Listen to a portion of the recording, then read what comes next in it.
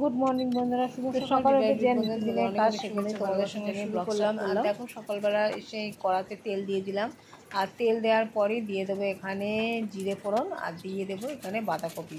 এত সুন্দর করে বাঁধাকপিটা রান্না করলাম, কিন্তু বাঁধাকপিটা খেতে পারলাম না জানো। এখানে তেজপাতা, জিরে ফোড়ন দিয়ে এখানে আলু দিয়ে দিলাম, টুকরো টুকরো করে কাটা আলু দিয়ে দিলাম। আর বাঁধাকপিটা আমি সকালবেলাতেই তোমার সিদ্ধ করে জলটাকে ফেলে দিয়েছিলাম। আর তারপরে এটা রান্নাবান্না করতে করতেই তারপরে বাঁধাকপিগুলো চিপে চিপে দিয়ে দেবো। আর তার সাথে দিয়ে দেবো সমস্ত কিছু মশলার মধ্যে আদা, জিরে, সবজি মশলা এই আর কি দিয়েছি। আর এখন চটপট করে রান্নাটা করছি, কারণ সকালবেলা উঠতে আজকে ঘুম থেকে উঠেছি অনেক দেরিতে। আর এইখানে দেখো আদা বাটা দিয়ে দিলাম। আদা দিলাম এই কারণে, বাঁধাকপিতে নিরামিষ যেহেতু করছি, আদা আর জিরে আর একটু সবজি মশলা, নুন, মিষ্টি দিয়ে দেবো। কিন্তু বাঁধাকপিটা এত ভালো করে কেন যে খেতে পারলাম না জানি না, কীরকম একটা বিটকেল গন্ধ বেরোচ্ছে।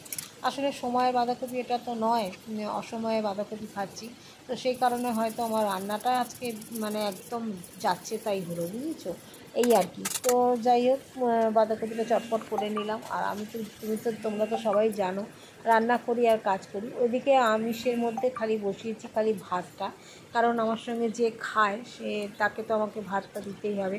তরকারিগুলো আমি খাবো, কিন্তু ভাতটা তাকে দিতেই হবে, এই আর কি।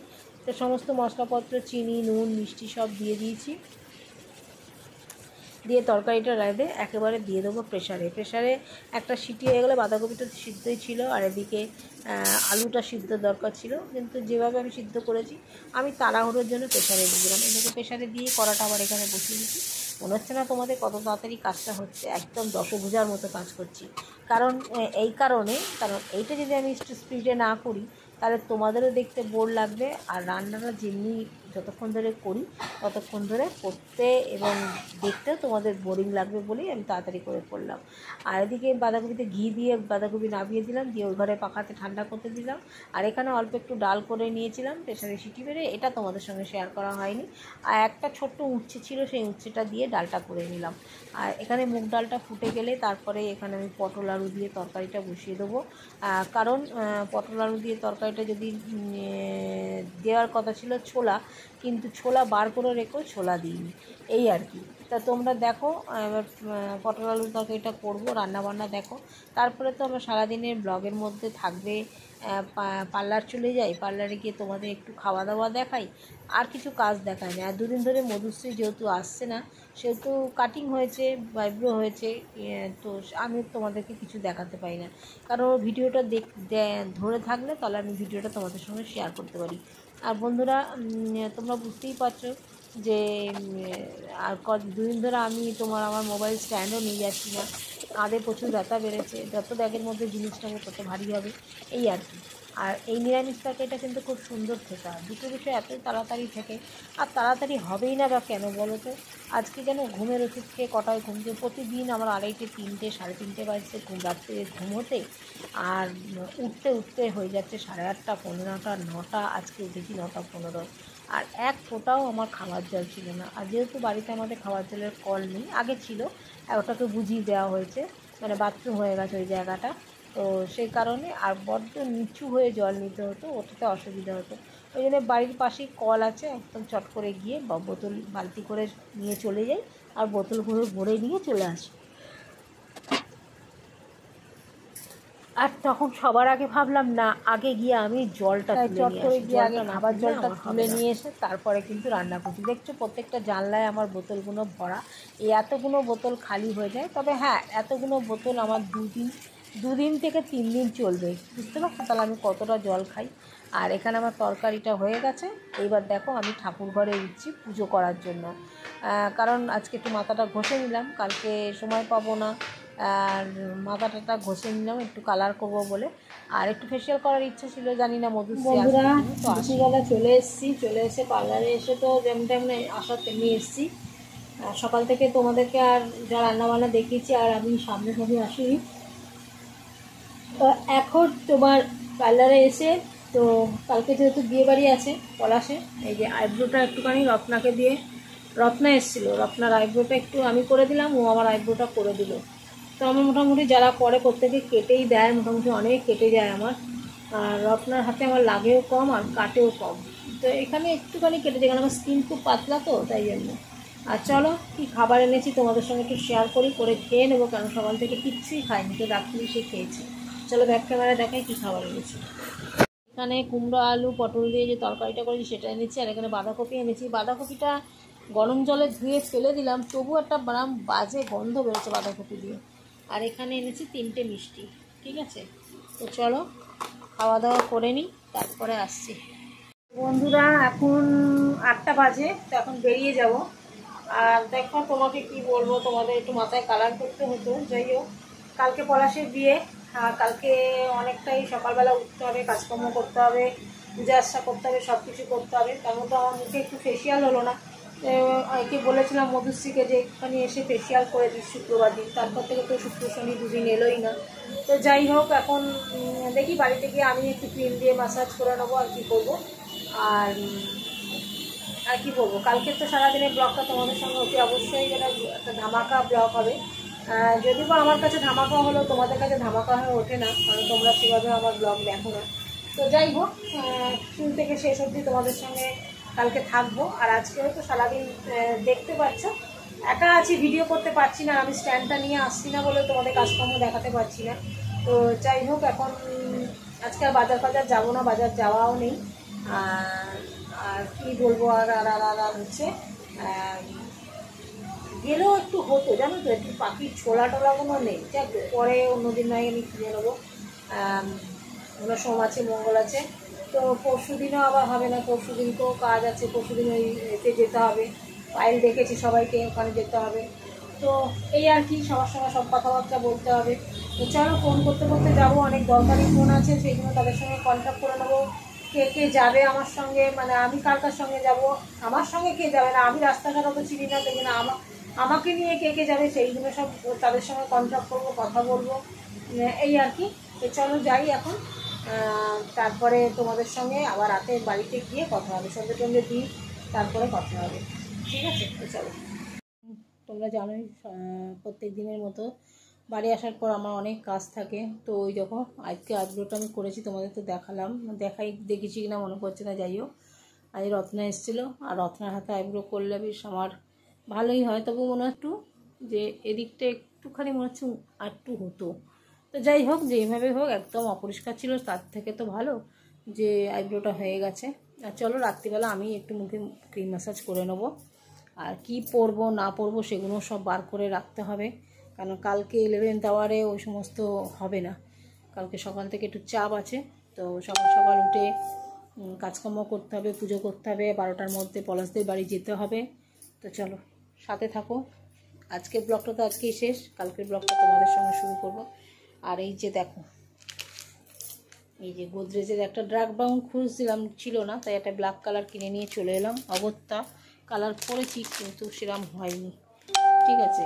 আর একটা বন পাউরুটি নিয়ে এলাম, রাত্রিবেলা মিষ্টি আর বন পাউরুটি খেয়ে নেবো, এই আর কি।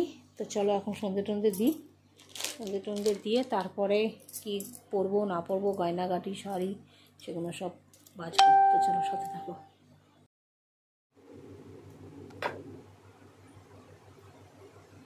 তো বন্ধুরা এই যে নিচের সন্ধে দিয়ে দিয়েছি, আর এই যে সব জামা কাপড়গুলো কেচে মেলেছিলাম কাল রাত্রিরে, এগুলো সব ভাঁজ করে ফটাফট করে তুলে নিই। তো চলো তোমাদের এক এক করে তুলি আর কথা বলতে থাকি।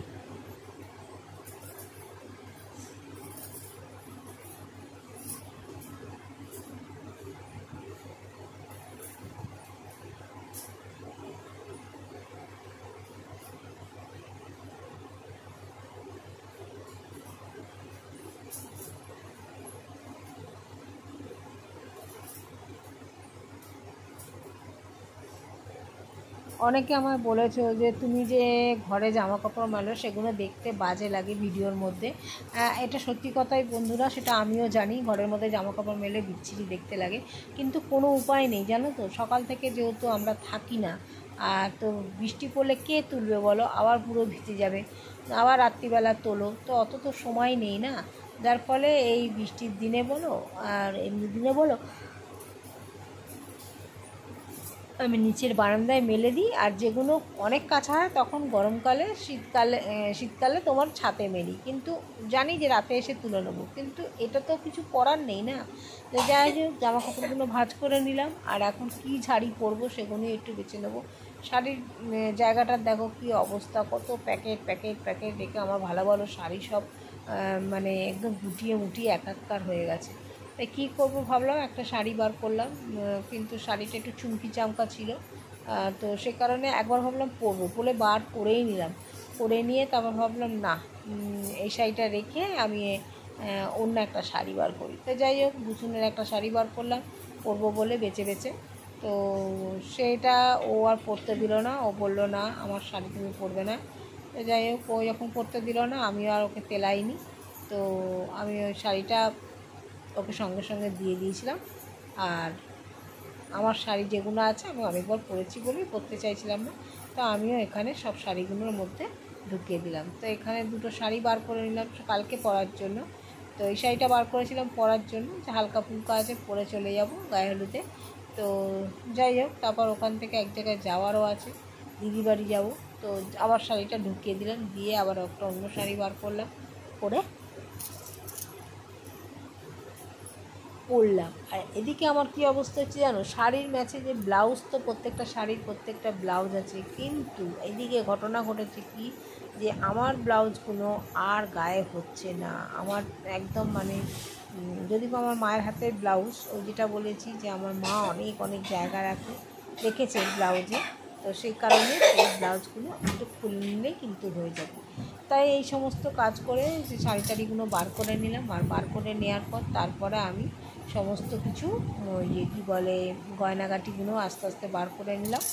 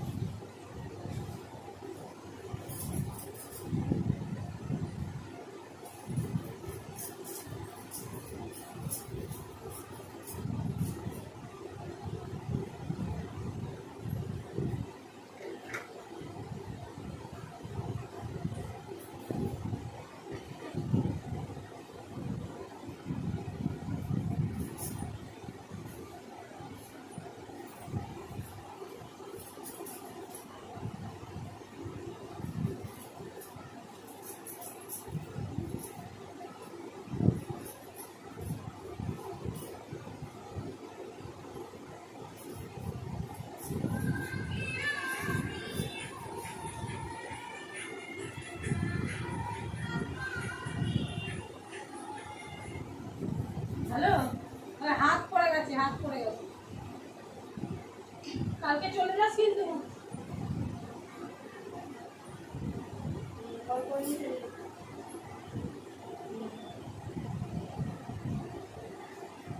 শোন না, হ্যালো, বলছি আমার প্লাস্টিকটা আমি গোটাতে ভুলে গেছি, বুঝেছিস? একটু গুটিয়ে ভাঁজ করে, মানে যেমনি ভাবে পাতা আছে সেমনি ভাবেই গুটিয়ে দিবি, বুঝেছিস? মানে মানে আমি যেভাবে বসি সেভাবেই গুটিয়ে আমি যেখানে ব্যাগ রাখি ওখানটায়।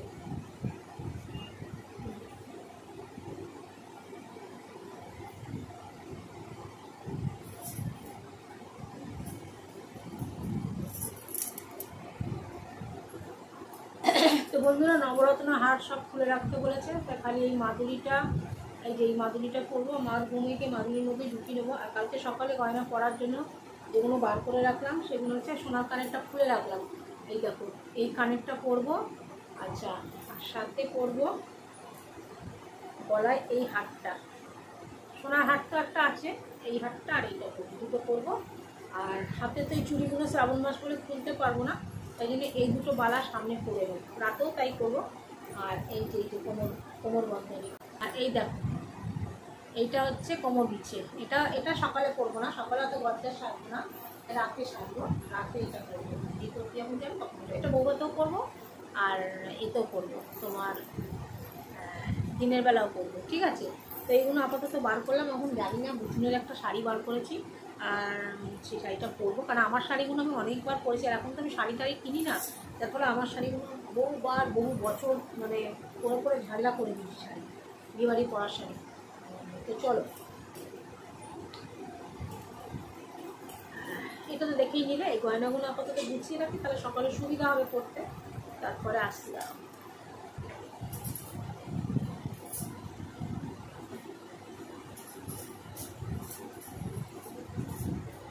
বন্ধুরা দেখো,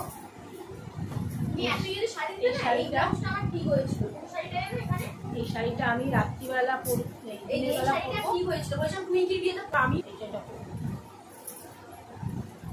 এটা এখন দেখতে হবে ব্লাউজ পিস, ব্লাউজ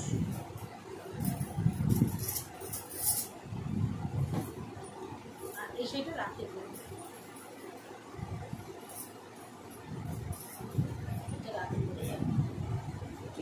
ভালো শাড়ি দিতে চাইবে না, আর কিনতে গেলেই তখন তো ভালো শাড়ি দিল। বাবা, এই শাড়িটা পিউ আমাকে দিয়েছিল, নতুন শাড়ি, পরা হয়নি, পিউ অনেকবার বলেছিল পরার জন্য, ব্লাউজ পরা হয়নি, পরাও হয়নি, নাহলে বিয়েতে পরে দিতাম। এইটা পুজোতে ভাঙবো, ব্লাউজ করে নেবো, পুজোতে ভাঙবো।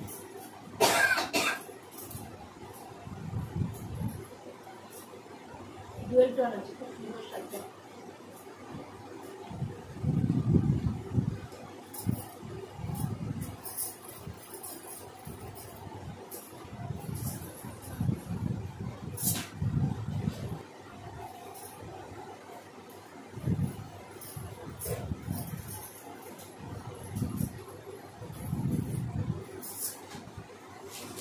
দুখানা শাড়ি খুব সুন্দর, আর দুটো শাড়ি আমার খুব পছন্দ,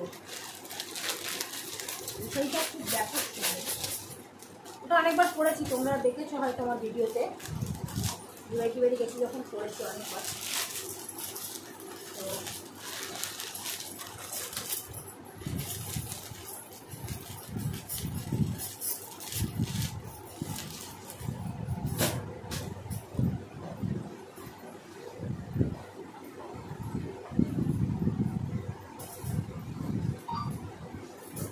ভীষণ ভয় লাগে, রাস্তাঘাটে পড়লে তো আর পাবো না বলো, এই জন্য এই সোনার হারটা একটু দড়ি দিয়ে বেঁধে নিলাম, ব্যাস, আর কিছুই না, সিম্পল।